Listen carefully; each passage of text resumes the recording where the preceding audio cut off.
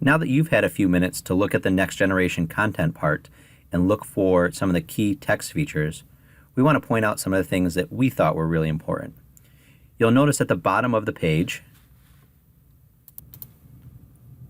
there is a linked navigation. This will jump you to the first page of any grade level from anywhere in the document. Once you get to the first page of any one of the grade levels, you'll notice that there's a grade level overview. This is similar to what was in the Common Core standards. You'll notice that it's verbally walking you through what the most important pieces of the grade level are. I will caution you, however, that some of the pieces that appear on this page are not as important as other things.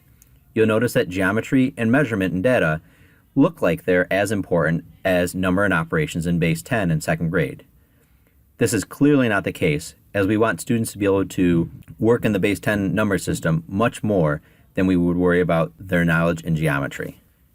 Next, I'd like to point out the grade level overview also contains the mathematical practices at the bottom.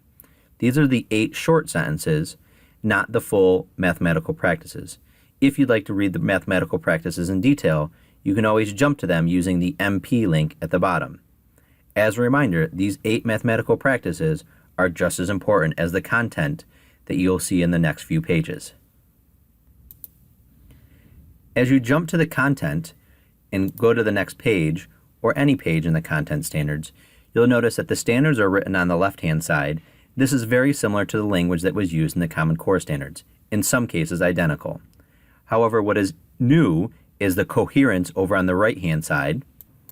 This coherence piece will show up on any grade level standard that has a vertical alignment with a standard in the year previous or the year following.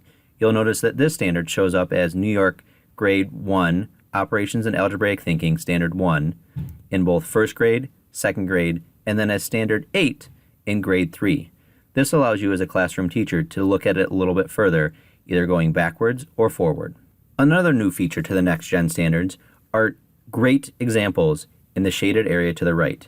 This is an example of all the different types of addition problems.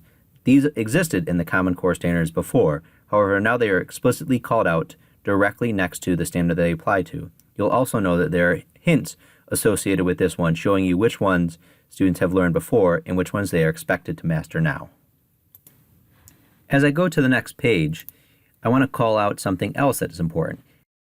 You'll notice all of the notes at the bottom of the page. You'll notice that on this page, they're giving 2 notes about fluency and fluency versus knowing from memory. It also includes links to other K-5 standards documents, such as the K-5 progressions. And here it's the counting and cardinality. The other progressions show up as necessary in the other standards throughout the rest of the document. Thanks for taking a guided tour of the text features of the Next Gen Math Standards. Now back to your treasure map.